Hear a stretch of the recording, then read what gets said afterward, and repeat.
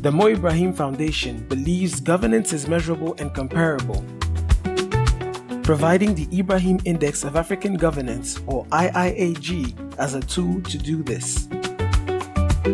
The methodology that the Foundation's research team uses to put together the IIAG consists of 5 key stages, reflecting the journey of a data point.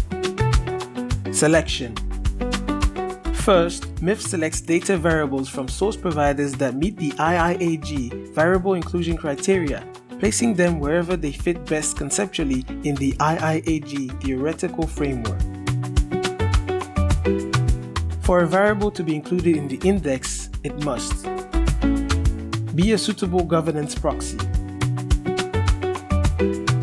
For comparability purposes, cover at least 33 of 54 countries.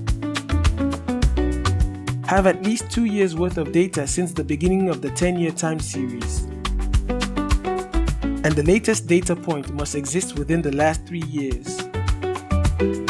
And in order to differentiate between scores, numerical granularity is also taken into account, with all the variables from source having to be on a 4-point scale or more. Consultation. After identifying the variables that meet our strict criteria for inclusion and assigning them to the IIAG subcategory in which they best fit conceptually, we consult with our expert panel to make a final decision regarding their inclusion in the IIAG. The IIAG expert panel is composed of a variety of renowned African and international governance academics and practitioners, as well as members of the Foundation's Now Generation Network, NGN. The panel advises the research team on the selection of variables and the framework of the index. Collection. Once the framework is signed off by our expert panel, data collection begins.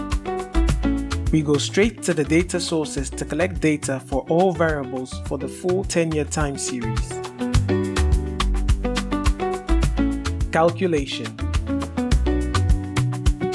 After collecting the data from source, we calculate the index scores. During the calculation stage, we conduct 3 main statistical operations. Missing data estimation. When data points for a variable are missing at source, these are estimated where possible. If the missing data is between 2 data points, we use linear interpolation, which imputes data points incrementally higher and lower than the 2 surrounding data points available from source. If the missing data is outside existing data points, we use an imputation method called last value carried forward, first value carried backward, effectively dragging data points available from source backwards and forwards. It is important to note that when there is only 1 data point available from source across the whole 10-year time series of the index, it is removed. Normalization. As variables collected from source come in different scales, in order to calculate and compare the IIAG scores, we need to put all these variables in a standard scale. We do that using a process called min-max normalization, by which we transform all variables to a scale ranging from 0.0 to 100.0. The min-max method performs an order-preserving linear transformation of the data, meaning that the best score in raw data terms will always be the best score after normalization.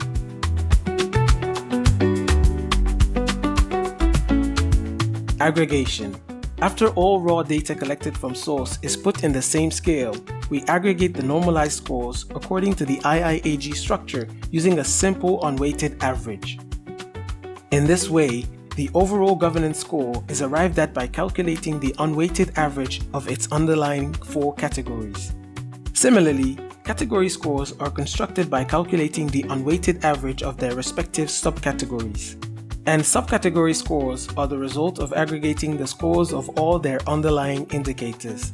This calculation method is transparent and easily replicable, the main strength of the IIAG. Final results. Finally, once the calculation phase is over, we get started with the analysis and presentation of the results of a new IIAG dataset. The process is repeated in full every 2 years with an updated 10-year time series.